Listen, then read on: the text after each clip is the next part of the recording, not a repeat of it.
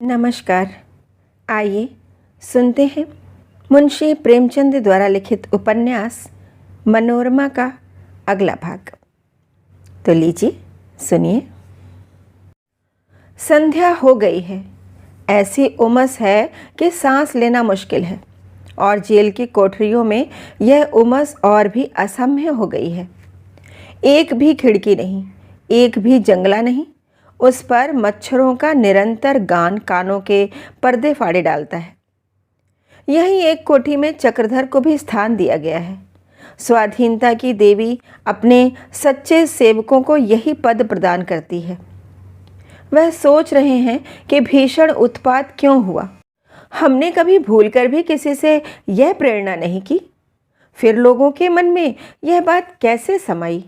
उन्हें यही उत्तर मिल रहा है कि यह हमारी नियत का नतीजा है। हमारे शांति शिक्षा की तह में द्वेष छिपा हुआ था। हम भूल गए थे कि संगठित शक्ति आग्रहमय होती है, अत्याचार से उत्तेजित हो जाती है। अगर हमारी नियत साफ होती तो जनता के मन में कभी राजाओं पर चढ़ दौड़ने का आवेश न होता। लेकिन क्या जनता राजाओं के कैंप की तरफ न जाती है? तो पुलिस उन्हें बिना रोक टोक अपने घर जाने देती? कभी नहीं। सवार के लिए घोड़े का अड़ जाना या बिगड़ जाना एक बात है। जो छेड़ छेड़ कर लड़ना चाहे उससे कोई क्यों कर बचे? फिर अगर प्रजा अत्याचार का विरोध न करे, उसके संगठन से फायदा ही क्या? इसलिए तो उसे सारे उपदेश दिए जाते हैं। कठिन समस्या है। या तो प्रजा को उनके हाल पर छोड़ दूं, उन पर कितने भी जुल्म हो उनके निकट न जाऊं, या ऐसे उपद्रव के लिए तैयार रहूं। राज्य पशु बल का प्रत्यक्ष रूप है। वह साधु नहीं है जिसका बल धर्म है। वह विद्वान नहीं है जिसका बल तर्क है। वह सिपाही है जो डंडे के जोर से अपना स्वार्थ सिद्ध करता आता है। इसके सिवा उनके पास कोई दूसरा साधन ही नहीं। यह सोचते सोचते उन्हें अपना ख्याल आया। मैं तो कोई आंदोलन नहीं कर रहा था, किसी को भड़का नहीं रहा था। जिन लोगों की प्राण रक्षा के लिए मैंने अपनी जान जोखिम में डाली, वही मेरे साथ यह सब लोग कर रहे हैं। इतना भी नहीं देख सकते कि जनता पर किसी का असर हो? उनकी इच्छा इसके सिवा और क्या है कि सभी आदमी अपनी अपनी आंखें बंद कर रखें। उन्हें अपने आगे पीछे दाएं बाएं देखने का हक नहीं। अगर सेवा करना पाप है तो यह पाप तो मैं उस वक्त करता रहूँगा जब तक प्राण रहेंगे। जेल की क्या चिंता? सेवा करने के लिए सभी जगह मौके हैं। जेल में तो और भी ज़्यादा। लाला जी को दुख होगा, अम्मा जी रोएंगी, लेकिन मेरी मजबूरी है। जब बाहर भी जबान और हाथ पांव बांधे ही जाएंगे तो जैसे जेल वैसे बाहर। वह भी जेल ही है, हाँ ज़रा उसका विस्तार अधिक है। मैं किसी तरह प्रतिज्ञा नहीं कर सकता।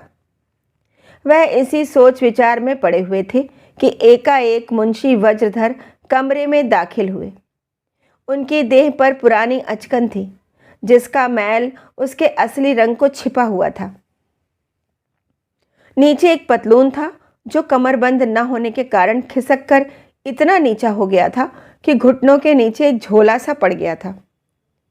संसार में कपड़े से ज़्यादा बेवफा और कोई वस्तु नहीं होती। तहसीलदार साहब चक्रधर के पास जाकर बोले, क्या करते हो बेटा? यहाँ तो बड़ा अंधेरा है। चलो बाहर इक्का खड़ा है, बैठ लो। इधर ही से साहब के बंगले पर होते चलेंगे। जो कुछ वह कहें लिख देना। बात ही कौन सी है? हमें कौन किसी से लड़ाई करनी है?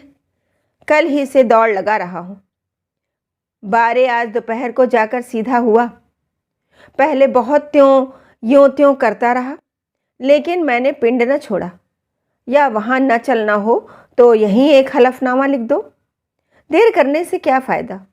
तुम्हारी अम्मा रो रो कर जान दे रही हैं। चक्रधर ने सिर नीचा करके कहा, अभी तो मैंने कुछ निश्चित नहीं किया, सोचकर जवाब दूंगा। आप नाहक कितने हैरान हुए। वज्रधर, कैसी बातें करते हो बेटा, यहाँ नाक कटी जा रही है, घर से निकलना मुश्किल हो गया है और तुम कहते हो सोचकर जवाब दूंगा। इसमें सोचने की बात ही क्या है, चलो हलफनामा लिख दो। घर में कल से आग नहीं जली। चक्रधर, मेरी आत्मा किसी तरह अपने पाँव में बेड़ियां डालने पर राजी नहीं होती। चक्रधर, जब प्रतिज्ञा पत्र पर हस्ताक्षर करने को राजी न हुए तो मुंशी जी निराश होकर बोले, अच्छा बेटा लो, आप कुछ ना कहेंगे। मैं तो जानता था कि तुम जन्म से जिद्दी हो, मेरी एक न सुनोगे, इसलिए आता ही न था। लेकिन तुम्हारे माता ने मुझे कुरेद कुरेद कर भेजा। कह दूंगा नहीं आता, जितना रोना हो रो लो। कठोर से कठोर हृदय में भी मातृ स्नेह की कोमल स्मृतियां संचित होती हैं। चक्रधर कातर होकर बोले, आप माताजी को समझाते रहिएगा, कह दीजिएगा मुझे जरा भी तकलीफ नहीं है। वज्रधर ने इतने दिनों तक यूं ही तहसीलदारी न की थी, ताड़ गए कि अब की निशाना ठीक पड़ा है। बेपरवाही से बोले, मुझे क्या गरज पड़ी है कि किसी के लिए झूठ बोलूं? जो आंखों से देख रहा हूं वही कहूंगा। रोएगी रोए, रोना तो उसकी तकदीर ही में लिखा है। जब से तुम आए हो एक घूंट पानी तक मुंह में न डाला। इसी तरह 2-4 दिन और रही तो प्राण निकल जाएंगे। चक्रधर करुणा से विह्वल हो गए। बिना कुछ कहे मुंशी जी के साथ दफ्तर की ओर चले। मुंशी जी के चेहरे की झुर्रियां एक क्षण के लिए मिट गईं। चक्रधर को गले लगाकर बोले, जीते रहो बेटा, तुमने मेरी बात मान ली। इससे बढ़कर और क्या खुशी की बात होगी। दोनों आदमी दफ्तर में आए तो जेलर ने कहा, क्या आप इकरारनामा लिख रहे हैं? निकल गई सारी शेखी। इसी पर बहुत इतराते थे। चक्रधर पर घड़ों पानी पड़ गया। मन की अस्थिरता पर लज्जित हो गए। जाति सेवकों से भी सभी दृढ़ता की आशा रखते हैं। सभी उसे आदर्श पर बलिदान होते देखना चाहते हैं। जातीयता के क्षेत्र में आते उसके गुणों की परीक्षा अत्यंत कठोर नियमों से होने लगती है और दोषों की सूक्ष्म नियमों से। परले सिरे का कुचरित्र मनुष्य भी साधु वेश रखने वालों से ऊंचे आदर्शों पर चलने की आशा रखता है और उन्हें आदर्शों से गिरते देखकर उनका तिरस्कार करने में आशा रखता है। जेलर द्वारा कही गई बातों ने चक्रधर की आंखें खोल दी। तुरंत उत्तर दिया, मैं जरा वह प्रतिज्ञा पत्र देखना चाहता हूं। चक्रधर ने कागज को सरसरी तौर से देखकर कहा, इसमें तो मेरे लिए कोई जगह ही नहीं रही। घर पर कैदी ही बना रहूंगा। जब कैद ही होना है तो कैद खाना क्या बुरा है। अब या तो अदालत से बरी होकर आऊंगा या सजा के दिन काटकर। यह कहकर चक्रधर अपनी कोठरी में चले आए। 1 सप्ताह के बाद मिस्टर जिम के इजलास में मुकदमा चलने लगा। अदालत में रोज खासी भीड़ हो जाती। वे सब मजदूर जिन्होंने हड़ताल की थी एक बार चक्रधर के दर्शनों को आ जाते। शहर में हजारों आदमी आ पहुंचते थे। कभी कभी राजा विशाल सिंह भी आकर दर्शकों की गैलरी में बैठ जाते हैं। लेकिन और कोई आए ना आए, किंतु मनोरमा रोज ठीक 10 बजे कचहरी में आ जाती और अदालत के उठने तक अपनी जगह पर मूर्ति की भांति बैठी रहती। उसके मुख पर दृढ़ संकल्प, विशाल करुणा, अलौकिक धैर्य और गहरी चिंता का फीका रंग छाया हुआ था। संध्या का समय था। आज पूरे 15 दिनों की कार्रवाई के बाद मिस्टर जिम में 2 साल की कैद का फैसला सुनाया था। यह कम से कम सजा थी जो उसे धारा के अनुसार दी जा सकती थी। चक्रधर हंस हंसकर मित्रों से विदा हो रहे थे। उनकी आंखों में जल भरा हुआ था। मजदूरों का दल इजलास के द्वार पर खड़ा हो जाए जय जय का शोर मचा रहा था। कुछ स्त्रियां खड़ी रो रही थीं। सहसा मनोरमा आकर चक्रधर के सम्मुख खड़ी हो गई। उसके हाथों में फूलों का एक हार था। वह उसने उनके गले में डाल दिया और बोली, अदालत ने तो आपको सजा दे दी, पर इतने आदमियों में एक भी ऐसा न होगा जिसके दिल में आपसे 100 गुना प्रेम ना हो गया हो। आपने हमें सच्चे साहस, सच्चे आत्मबल और सच्चे कर्तव्य का रास्ता दिखा दिया। जाइए, जिस काम का बीड़ा उठाया है उसे पूरा कीजिए। हमारी शुभकामनाएं आपके साथ हैं। चक्रधर ने केवल दबी आंखों से मनोरमा को देखा, कुछ बोल ना सके। उसे शर्म आ रही थी कि लोग दिल में क्या ख्याल रख कर रहे होंगे। सामने राजा विशाल से दीवान साहब, ठाकुर गुरुहर सेवक और मुंशी वज्रधर खड़े थे। बरामदे में हजारों आदमियों की भीड़ थी। धन्यवाद के शब्द उनकी जबान पर आकर रुक गए। वह दिखाना चाहते थे कि मनोरमा की वीर भक्ति उसकी बाल क्रीड़ा मात्र है। एक क्षण में सिपाहियों ने चक्रधर को बंद गाड़ी में बिठा दिया और जेल की ओर ले चले। चक्रधर की गिरफ्तारी के दूसरे दिन मनोरमा राजा विशाल सिंह को फटकार सुनाने गई थी। उसकी दोनों आंखें बीर बहुटी हो रही थीं, भौहें चढ़ी हुई। उस समय राजा साहब कोप भवन में मारे क्रोध से अपनी मूछें ऐंठ रहे थे। सारे राजमहल में सन्नाटा था। मनोरमा उनके सामने चली गई और उन्हें सरोष नेत्रों से ताकती हुई बोली। उसका कंठ आवेश से कांप रहा था। महाराज, मैं आपसे यह पूछने आई हूं कि क्या प्रभुता और पशुता एक ही वस्तु है या उनमें कुछ अंतर है? मुझे आश्चर्य होता है कि जिन्हें मैं देवता समझती थी उन पर आपके हाथ क्यों कर उठे? मनोरमा के मान प्रदीप्त सौंदर्य ने राजा साहब को परास्त कर दिया।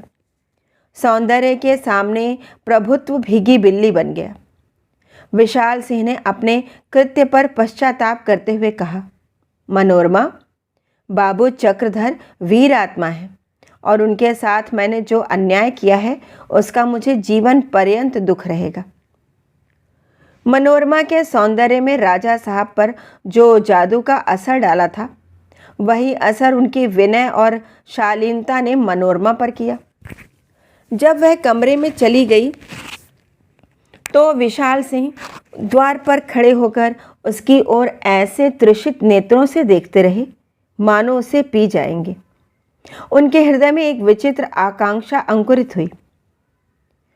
दीवान साहब से पहले वह खींचे रहते थे, उनका विशेष आदर सत्कार करने लगे। 2-3 बार उनके मकान पर भी गए और ठाकुर साहब की भी कई बार दावत की। आपस में घनिष्ठता बढ़ने लगी। हर्ष की बात यह थी कि मनोरमा के विवाह की बातचीत और कहीं नहीं हो रही थी। मैदान खाली था। इन अवसरों पर मनोरमा उनके साथ कुछ इस तरह दिल खोल कर मिली कि राजा साहब की आशाएं और भी चमक उठीं। अगर शंका थी तो लौंगी की ओर से थी। वो राजा साहब का आना जाना पसंद न करती थी। वह उनके इरादों को भांप गई थी और उन्हें दूर ही रखना चाहती थी। यही एक कंटक था और उसे हटाए बिना वह अपने लक्ष्य पर न पहुंच सकते थे। बेचारे इसी उधेड़ बुन में पड़े रहते थे। आखिर उन्होंने मुंशी को अपना भेदिया बनाना निश्चित किया। दूसरे दिन प्रातःकाल मुंशी जी दीवान साहब के मकान पहुंचे। दीवान साहब मनोरमा के साथ गंगा स्नान को गए हुए थे। लौंगी अकेली बैठी हुई थी। मुंशी जी फूले न समाये, ऐसा ही मौका चाहते थे। जाते ही जाते विवाह की बात छेड़ दी। लौंगी को यह संबंध किसी भी तरह स्वीकार नहीं था। अभी बातचीत हुई रही थी कि दीवान साहब स्नान करके लौट आए। लौंगी ने इशारे से उन्हें मकान में ले जाकर सलाह की। थोड़ी देर बाद दीवान साहब ने आकर मुंशी जी से कहा, आप राजा साहब को जाकर कह दीजिए कि हमें विवाह करना मंजूर नहीं। मुंशी जी ने सोचा, आज राजा साहब से कह देता हूँ कि दीवान साहब ने साफ इनकार कर दिया तो मेरी किरकिरी होती है। इसलिए आपने जाकर दून हाँकनी शुरू की। हुजूर, बुढ़िया बला की चुड़ैल है, हत्थे पर तो आती ही नहीं, इधर भी झुकती है उधर भी, और दीवान साहब तो निरे मिट्टी के ढेले हैं। राजा साहब ने अधीर होकर पूछा, आखिर आप तय क्या कराए? मुंशी, हुजूर के इकबाल के से फतह हुई, मगर दीवान साहब खुद आपसे शादी की बात से झेपते हैं। आपकी तरफ से बातचीत शुरू हो तो शायद ना नहीं करना हो। राजा, तो मैं बातचीत शुरू कर देता हूँ। आज ही ठाकुर साहब की दावत करूँगा और मनोरमा को भी बुलाऊँगा। आप भी ज़रा तकलीफ़ कीजिएगा। दावत में राजा साहब ने मौका पाकर मनोरमा पर अपनी अभिलाषा प्रकट की। पहले तो वह सहमी सी खड़ी रही, फिर बोली, पिताजी से तो अभी आपकी बात नहीं हुई? राजा, अभी तो नहीं मनोरमा, अवसर पाते ही करूँगा। पर कहीं उन्होंने इनकार कर दिया तो? मनोरमा, मेरे भाग्य का निर्णय वही कर सकते हैं, मैं उनका अधिकार नहीं छीनूंगी। दोनों आदमी बरामदे में पहुँचे तो मुंशी जी और दीवान साहब खड़े थे। मुंशी जी ने राजा साहब से कहा, हुजूर को मुबारकबाद देता हूँ। दीवान, मुंशी जी। मुंशी, हुजूर, आज जलसा होना चाहिए। महारानी आपको सुहाग सदा सलामत रहे। दीवान, ज़रा मुझे सोच। मुंशी, जनाब, शुभ काम में सोच विचार कैसा? भगवान जोड़ी सलामत रखे। सहसा बाग में बैंड बजने लगा और राजा के कर्मचारियों का समूह इधर उधर से आकर राजा साहब को मुबारकबाद देने लगा। दीवान साहब सिर झुकाए खड़े थे, ना कुछ कहते बनता था ना सुनते। दिल में मुंशी जी को हजारों गालियां दे रहे थे कि इसने मेरे साथ कैसी चाल चली। आखिर यह सोचकर दिल को समझाया कि लौंगी से सब हाल कह दूंगा। भाग्य में ही बदा था तो मैं क्या करता, मनोरमा भी तो खुश है। ज्यों ही ठाकुर साहब घर पहुंचे, लौंगी ने पूछा, वहाँ क्या बातचीत हुई? दीवान, शादी ठीक हो गई और क्या। सुनकर लौंगी ने अपना कपाल पीट लिया। उसे दीवान साहब पर बड़ा क्रोध आया। उसने खूब खरी खोटी सुनाई। मुंशी जी की भी 7 पुश्तों की खबर ले डाली, लेकिन शादी तो ठीक हो ही गई थी। अब बात फेरी नहीं जा सकती थी। ऐसे लौंगी मन मारकर उसी दिन से विवाह की तैयारियां करने लगी। यूँ 3 महीने तैयारियों में गुजर गए। विवाह का मुहूर्त निकट आ गया। सहसा एक दिन शाम को खबर मिली कि जेल में दंगा हो गया और चक्रधर के कंधे में गहरा घाव लगा है, बचना मुश्किल है। मनोरमा की विवाह की तैयारी तो हो ही रही थी और यूँ भी देखने में वह बहुत खुश नजर आती थी, पर उसका हृदय सदैव रोता रहता था। कोई अज्ञात भय, कोई अलक्षित वेदना, कोई अतृप्त कामना, कोई गुप्त चिंता हृदय को मथा करती थी। अंधों की भांति इधर उधर टटोलती फिरती थी, पर न चलने का मार्ग न मिलता था, न विश्राम का आधार। उसने मन में एक बात निश्चय की थी और उसी में संतुष्ट रहना चाहती थी। लेकिन कभी कभी वह जीवन इतना शून्य, इतना अंधेरा, इतना निराश मालूम होता कि घंटों यह मूर्छित सी बैठी रहती, मानो कहीं कुछ भी नहीं है। अनंत आकाश के में केवल वह अकेली है। यह भयानक समाचार सुनते ही मनोरमा को हौल दिल सा हो गया। आकर लौंगी से बोली, लौंगी अम्मा, मैं क्या करूं? बाबूजी को देखे बिना अब नहीं रहा जाता। क्यों अम्मा, घाव अच्छा हो जाएगा ना? लौंगी ने करुण नेत्रों से देखकर कहा, अच्छा क्यों ना होगा बेटी, भगवान चाहेंगे तो जल्द अच्छा हो जाएगा। लौंगी मनोरमा के मनोभाव को जानती थी। उसने सोचा, इस अबला को कितना दुख है। मन ही मन तिलमिलाकर रह गई। हाय, चारे पर गिरने वाली चिड़िया को मोती चुगाने की चेष्टा की जा रही है। तड़प तड़प कर पिंजरे में प्राण देने के सिवा यह और क्या करेगी। मोती में जो चमक है वह अनमोल है, लेकिन उसे कोई खा तो नहीं सकता। उसे गले में बांध लेने से क्षुधा तो न मिटेगी। चक्रधर को जेल में पहुंचकर ऐसा मालूम हुआ कि वह नई दुनिया में आ गए। उन्हें ईश्वर के दिए हुए वायु और प्रकाश के मुश्किल से दर्शन होते हुए थे। भोजन ऐसा मिलता था जिसे शायद कुत्ते भी सूंघकर छोड़ देते हैं। वस्त्र ऐसे जिन्हें कोई भिखारी पैरों से ठुकरा देता, और परिश्रम इतना करना पड़ता था जितना बैल भी न कर सके। जेल शासन का विभाग नहीं, पाश्विक व्यवसाय है। आदि से अंत सार व्यापार घृणित, जघन्य, पैशाचिक और निंद्य है। अनीति की भी अकल यहाँ दंग है। दुष्टता भी यहाँ दांतों तले उंगली दबाती है। मगर कुछ ऐसे भाग्यवान हैं जिनके लिए जेल कल्प वृक्ष से कम नहीं। बैल अनाज पैदा करता है तो अनाज का भूसा खाता है। कैदी बैल से भी गया गुजरा। वह नाना प्रकार के साग भाजी और फल फूल पैदा करता है, पर सब्जी फल और फूलों से भरी हुई डालियां हुक्काम के बंगलों पर पहुंच जाती हैं। कैदी देखता है कि किस्मत ठोक कर रह जाता है। चक्रधर को चक्की पीसने का काम दिया गया। प्रातःकाल गेहूं तौल कर दे दिया जाता और संध्या तक उसे पीसना जरूरी था। कोई उज्र या बहाना न सुना जाता था। बीच में केवल एक बार खाने की छुट्टी मिलती थी। इसके बाद फिर चक्की में जुट जाना पड़ता था। वह बराबर सावधान रहते थे कि किसी कर्मचारी को कुछ कहने का मौका न मिले, लेकिन गालियों में बातें करना जिनकी आदत हो गई हो, उन्हें कोई क्या कर रोकता। किंतु विपत्ति का अंत यहीं तक न था।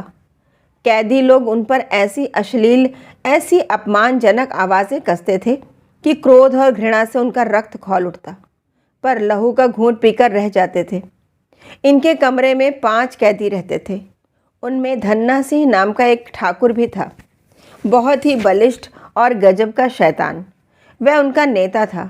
वे सब इतना शोर मचाते, इतनी गंदी घृणित उत्पादक बातें करते कि चक्रधर को कानों में उंगलियां डालनी पड़ती। हुक्म तो यह था कि कोई कैदी तंबाकू भी न पिए, पर यहाँ गांजा, भंग, शराब, अफीम, यहाँ तक कि कोकेन भी न जाने किस तिकड़म से पहुँच जाती थी। नशे में वे इतने उदंड हो जाते मानो नर तनधारी राक्षसों। धीरे धीरे चक्रधर को इन आदमियों से सहानुभूति होने लगी।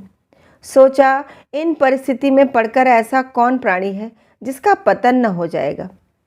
उन्हें सभी श्रेणी के मनुष्यों से साबिका पड़ चुका था, पर ऐसे निर्लज्ज, गालियां खाकर हंसने वाले, दुर्व्यसनों में डूबे हुए मुंहफट बेहया आदमी उन्हें अब तक न देखे थे। उन्हें न गालियों की लाज थी, न मार का भय। कभी कभी उन्हें ऐसी भी अस्वाभाविक ताड़नाएं मिलती थी कि चक्रधर के रोए खड़े हो जाते थे। मगर क्या मजाल, किसी की आंखों में आंसू आए। यह व्यवहार देखकर चक्रधर अपने कष्टों को भूल जाते थे। कोई कैदी उन्हें गाली देता तो चुप हो जाते और इस ताक में रहते कि कब इसके साथ सज्जनता दिखाने का अवसर मिले। चक्रधर का जीवन का कभी इतना आदर्श न था। कैदियों को मौका मिलने पर धर्म कथाएं सुनाते। इन कथाओं को कैदी लोग इतने चाव से सुनते मानो एक एक शब्द उनके हृदय पर अंकित हो जाता था। किंतु इसका असर बहुत जल्दी मिट जाता था, इतनी जल्दी कि आश्चर्य होता था। उधर कथा हो रही थी और इधर लात मुक्के चल रहे थे। कभी कभी वे इन कथाओं पर अविश्वासपूर्ण टिकाएं करते और बात हंसी में उड़ा देते हैं, पर अभिव्यक्तिपूर्ण आलोचनाएं सुनकर भी चक्रधर हताश न होते। शनैः शनैः उनकी भक्ति चेतना स्वयं अदृश्य होती जाती थी। इस भांति कई महीने गुजर गए। एक दिन संध्या समय चक्रधर दिन भर के कठिन श्रम के बाद बैठे संध्या कर रहे थे कि कई कैदी आपस में बातें करते हुए निकले। आज दरोगा की खबर लेनी चाहिए, जब देखो गालियां दिया करता है। ऐसा मारो कि जन्म पर को दाग हो जाए। यही ना होगा कि 1-2 साल की मियाद और बढ़ जाएगी, बच्चा की आदत तो छूट जाएगी। चक्रधर इस तरह की बातें सुनते रहते थे, इसलिए उन्होंने इस पर कुछ विशेष ध्यान न दिया। मगर भोजन करने के समय ज्यों ही दरोगा साहब आकर खड़े हुए और एक को देर से आने के लिए मारने दौड़े कि कई कैदी चारों तरफ से दौड़ पड़े और मारो मारो का शोर मच गया। दरोगा जी की सिट्टी पिट्टी भूल गई। सहसा धन्ना सिंह ने आगे आग बढ़कर दरोगा जी की गर्दन पकड़ी और इतनी जोर से दबाई कि उसकी आंखें निकल आईं। चक्रधर ने देखा अब अनर्थ हुआ जाता है तो तीर की तरह झपटे। कैदियों के बीच में घुसकर धन्ना सिंह का हाथ पकड़ लिया और बोले, क्या करते हो? धन्ना सिंह, हट जाओ सामने से, नहीं तो सारा बाबूपन निकाल दूंगा। पहले इससे पूछो, अब तो किसी को गालियां न देगा, मारने को न दौड़ेगा। दरोगा, कसम कुरान की, जो कभी मेरे मुंह से गाली का एक हरफ भी निकले। धन्ना सिंह, कान पकड़ो। दरोगा, कान पकड़ता हूँ। धन्ना सिंह, जाओ बच्चा, भले का मुंह देखकर उठे थे, नहीं तो आज जान न बचती। यहाँ कौन कोई रोने वाला बैठा हुआ है? चक्रधर, दरोगा जी, कहीं ऐसा ना कीजिएगा कि जाकर वहाँ से सिपाहियों को चढ़ा लाइए और इन गरीबों को भुनवा डालिए। दरोगा, लाहौल विला कुव्वत, इतना कमीना नहीं हूँ। दरोगा जी तो यहाँ से जान बचाकर भागे, लेकिन दफ्तर में जाते ही गारद के सिपाहियों को ललकारा, हाकिम जिला को टेलीफोन किया और खुद बंदूक लेकर समर के लिए तैयार हुए। दम के दम में सिपाहियों का दल संगीने चढ़ाए आ पहुंचा और लपक कर भीतर घुस पड़ा। चक्रधर पर चारों ओर से बौछार पड़ने लगी। उन्होंने आगे बढ़कर कहा, दरोगा जी, आखिर आप चाहते क्या हैं? इन गरीबों को क्यों घेर रखा है? दरोगा ने सिपाहियों की आड़ से कहा, यही उन सब बदमाशों का सरगना है, इसे गिरफ्तार कर लो। बाकी जितने हैं उन्हें खूब मारो, मारते मारते हलवा निकाल लो सुअर के बच्चों का। चक्रधर, आपको कैदियों को मारने का कोई मजाज नहीं है? सिपाही कैदियों पर टूट पड़े और उन्हें बंदूकों के कूंदों से मारना शुरू किया। कैदियों में खलबली पड़ गई। कुछ इधर उधर से फावड़े, कुदाले और पत्थर लाकर लड़ने पर तैयार हो गए। मौका नाजुक था। चक्रधर ने बड़ी दीनता से कहा, मैं आपको फिर समझाता हूँ। दरोगा, चुप रह सुअर का बच्चा। इतना सुनना था कि चक्रधर बाज की तरह लपक कर दरोगा जी पर झपटे। कैदियों पर कुंदों की मार पड़नी शुरू हो गई थी। चक्रधर को बढ़ते देखकर उन सब ने पत्थरों की वर्षा शुरू की। भीषण संग्राम होने लगा। एकाएक चक्रधर ठिठक गए। ध्यान आ गया, स्थिति और भयंकर हो जाएगी। अभी सिपाही बंदूकें चलानी शुरू कर देंगे, लाशों के ढेर लग जाएंगे। अगर हिंसक भावों को दबाने का कोई मौका हो सकता है तो वह यही मौका है। ललकार कर बोले, पत्थर ना फेंको, पत्थर ना फेंको। सिपाहियों के हाथों से बंदूक छीन लो। सिपाहियों ने संगीनें चढ़ानी चाहिए, लेकिन इन्हें उसका मौका न मिल सका।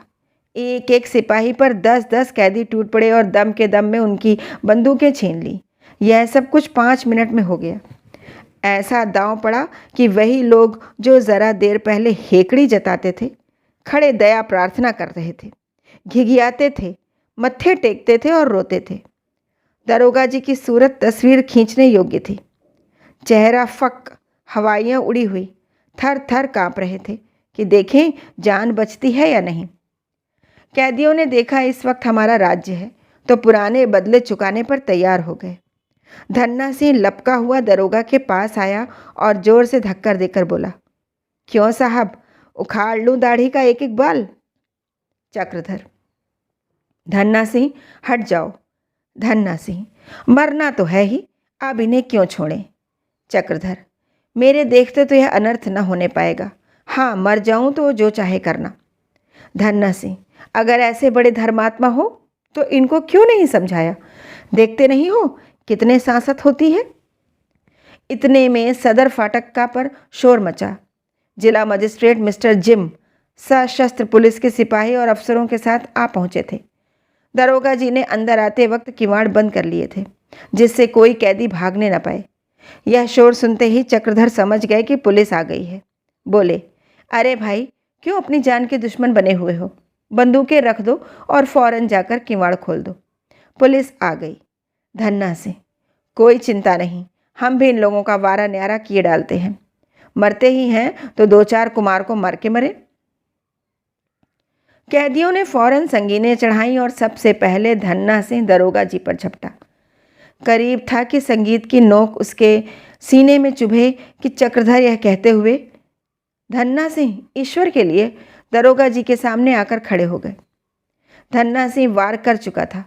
चक्रधर के कंधे पर संगीन का भरपूर हाथ पड़ा। आधी संगीन धंस गई। दाहिने हाथ के कंधे को पकड़कर बैठ गए। कैदियों ने उन्हें गिरते देखा तो होश उड़ गए। आकर उनके चारों तरफ खड़े हो गए। घोर अनर्थ की आशंका ने उन्हें स्तंभित कर दिया। भगत को चोट आ गई। ये सब उनकी पशु वृत्तियों को दबा बैठे। धन्ना सिंह ने बंदूक फेंक दी और फूट फूट कर रोने लगा। ग्लानि के आवेश में बार बार चाहता है कि वही संगीन अपनी छाती में चुभा ले, लेकिन कैदियों ने इतने जोर से उसे जकड़ रखा था कि उसका कुछ बस नहीं चलता। दरोगा ने मौका पाया तो सदर फाटक की तरफ दौड़े कि उसे खोल दूं। धन्ना सिंह ने देखा तो एक ही झटके में वह कैदियों के हाथों से मुक्त हो गया और बंदूक उठाकर उनके बीच दौड़ा। करीब था कि दरोगा जी पर फिर फार पड़े कि चक्रधर फिर संभल कर उठे और एक हाथ से अपना कंधा पकड़े लड़खड़ाते हुए चले। धन्ना सिंह ने उन्हें आते देखा तो उसके पांव रुक गए। भगत अभी जीते हैं, इसकी उन्हें इतनी खुशी हुई कि वह बंदूक लेकर पीछे की ओर चला और उनके चरणों पर सिर रखकर रोने लगा। चक्रधर ने कहा, सिपाहियों को छोड़ दो। धन्ना जी, बहुत अच्छा भैया, तुम्हारी जैसा जी चाहे। सहसा मिस्टर जिम सशस्त्र पुलिस के साथ जेल में दाखिल हुए। उन्हें देखते ही सारे कैदी भय से भागे। केवल 2 आदमी चक्रधर के पास खड़े रहे थे। धन्ना सिंह उनमें एक था। सिपाहियों ने भी छूटते ही अपनी बंदूक संभाली और कतार में खड़े हो गए। जिम, वेल दरोगा, क्या हाल है? दरोगा, हुजूर के इकबाल से फतह हो गई, कैदी भाग गए। जिम, यह कौन आदमी पड़ा है? दरोगा, इसी ने हम लोगों की मदद की है हुजूर, चक्रधर नाम है। जिम, इसी ने कैदियों को भड़काया होगा। दरोगा, नहीं हुजूर, इसने तो कैदियों को समझा बुझाकर शांत किया। जिम, तुम कुछ नहीं समझता, यह लोग पहले कैदियों को भड़काता है, फिर उनकी तरफ से हाकिम लोगों से लड़ता है। दरोगा, देखने में तो हुजूर बहुत ही सीधा मालूम होता है, दिल का हाल खुदा जाने।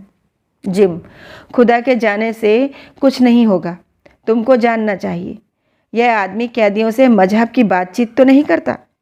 दरोगा, मजहब की बातें तो बहुत करता है हुजूर।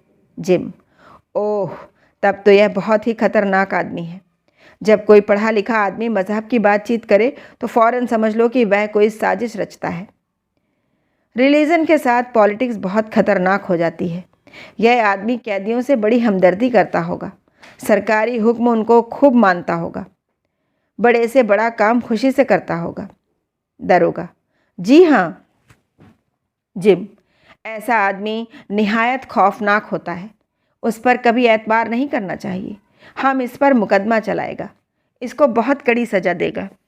सिपाहियों को दफ्तर में बुलाओ, हम सब का बयान लिखेगा। दरोगा, हुजूर, पहले उसे डॉक्टर को दिखा लूँ, ऐसा ना हो कि मर जाए, गुलाम को दाग लगे। जिम, वह मरेगा नहीं, ऐसा खौफनाक आदमी कभी नहीं मरता, और मर भी जाएगा तो हमारा कोई नुकसान नहीं। यह कहकर साहब दफ्तर की ओर चले। धन्ना सिंह अब तक इस इंतजार में खड़ा था कि डॉक्टर साहब आते होंगे। जब देखा कि जिम साहब उधर मुखातिब भी न हुए तो उसने चक्रधर को गोद में उठाया और अस्पताल की ओर चला। चक्रधर 2 महीने अस्पताल में पड़े रहे। दवा दर्पण तो जैसे हुई वही जानते होंगे, लेकिन जनता की दुआओं में जरूर असर था। हजारों आदमी नित्य उनके लिए ईश्वर से प्रार्थना करते थे और मनोरमा को दान, व्रत और तप सिवा और कोई काम न था। जिन बातों को वह पहले ढकोसला समझती थी, उन्हीं बातों में अब उसकी आत्मा को शांति मिलती थी। कमजोरी ही में हम लकड़ी का सहारा लेते हैं। चक्रधर तो अस्पताल में पड़े थे, इधर उन पर नया अभियोग चलाने की तैयारियां हो रही थी। ज्यों ही वह चलने फिरने लगे, उन पर मुकदमा चलने लगा। जेल के भीतर ही इजलास होने लगा। ठाकुर गुरु हरसेवक जोशी आजकल डिप्टी मजिस्ट्रेट थे, उन्हीं को यह मुकदमा सुपुर्द किया गया। ठाकुर साहब सरकारी काम में ज़रा भी रियायत न करते थे, लेकिन यह मुकदमा पाकर वह संकट में पड़ गए। अगर चक्रधर को सजा देते हैं तो जनता में मुंह दिखाने लायक नहीं रहते। मनोरमा तो शायद उनका मुंह भी न देखे, छोड़ते हैं तो अपने समाज में तिरस्कार होता है, क्योंकि वहाँ सभी चक्रधर से खार खाए बैठे थे। मुकदमे को पेश हुए आज 3रा दिन था। गुरु हरदेव सेवक बरामदे में बैठे सावन की रिमझिम वर्षा का आनंद उठा रहा था। सहसा मनोरमा मोटर से उतरकर उनके समीप कुर्सी पर बैठ गई। गुरु सेवक ने पूछा, कहाँ से आ रही हो? मनोरमा, घर से ही आ रही हूँ। जेल वाले मुकदमे में क्या हो रहा? गुरुसेवक, अभी तो कुछ नहीं हुआ, गवाहों के बयान हो रहे हैं। मनोरमा, बाबूजी पर जुर्म साबित हो गया। गुरुसेवक, जुर्म का साबित होना या ना होना दोनों बराबर है और मुझे मुलाजिमी को सज़ा करनी पड़ेगी। अगर बरी कर दूंगा तो सरकार अपील करके उन्हें फिर सज़ा दिला देगी। हाँ, मैं बदनाम हो जाऊंगा। मेरे लिए यह आत्म बलिदान का प्रश्न है। सारी देवता मंडली मुझ पर कुपित हो जाएगी। मनोरमा, बाबूजी के लिए सजा का 2-1 साल बढ़ जाना कोई बात नहीं, वह निरा अपराध है और यह विश्वास उन्हें तस्कीन देने को काफ़ी है। लेकिन तुम कहीं के न रहोगे। तुम्हारे देवता भले तुमसे भले ही संतुष्ट हो जाएं, पर तुम्हारी आत्मा का सर्वनाश हो जाएगा। गुरुसेवक, चक्रधर बिल्कुल बेकसूर तो नहीं है। पहले पहल जेल में दरोगा पर वही गर्म पड़े थे। वह उस वक्त जब्त कर जाते तो यह फसाद न खड़ा होता। मनोरमा, उन्होंने जो कुछ किया वही उनका धर्म था। आपको अपने फैसले में साफ साफ लिखना चाहिए कि बाबूजी बेकसूर हैं।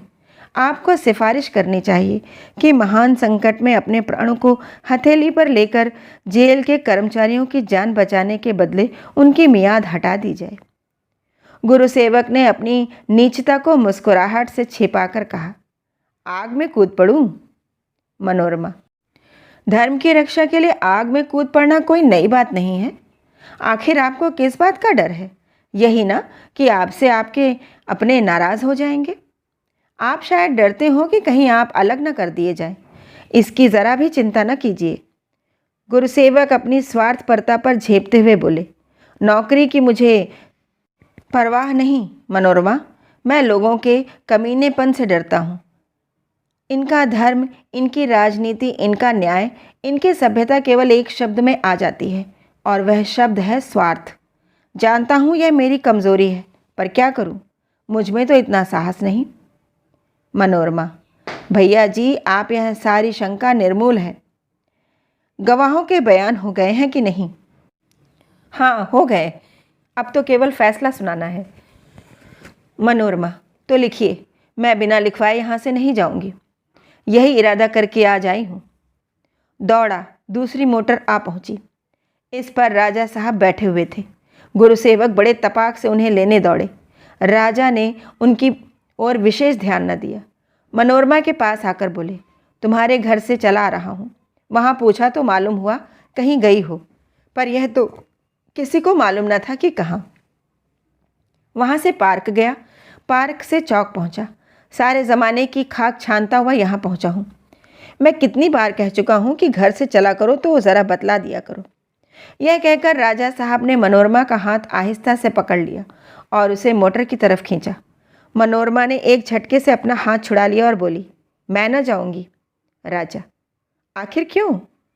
मनोरमा, अपनी इच्छा। गुरुसेवक, हुजूर, यह मुझसे ज़बरदस्ती जेल वाले मुकदमे का फैसला लिखवाने बैठी हुई हैं। कहती हैं बिना लिखवाए न जाऊंगी। गुरुसेवक ने यह बात दिल्लगी से कही थी, पर समयोचित बात उनके मुंह से कम निकली। मनोरमा का मुंह लाल हो गया। समझी कि यह मुझे राजा साहब के सम्मुख गिराना चाहते हैं। तनकर बोली, हाँ, इसलिए बैठी हूँ। तो फिर आपको यह कहते हुए शर्म आनी चाहिए थी। अगर मैं समझती कि आप निष्पक्ष होकर फैसला करेंगे तो मेरे बैठने की क्यों ज़रूरत होती। आप मेरे भाई हैं, इसलिए मैं आपसे सत्याग्रह कर रही हूँ। आपकी जगह कोई दूसरा आदमी बाबूजी पर जानबूझकर ऐसा घोर अन्याय करता तो शायद मेरा वश चलता तो उसके हाथ कटवा लेती। चक्रधर की मेरे दिल में जितनी इज्जत है उसका आप लोग अनुमान नहीं कर सकते। आज यहीं तक, कल फिर मिलेंगे अगले भाग के साथ।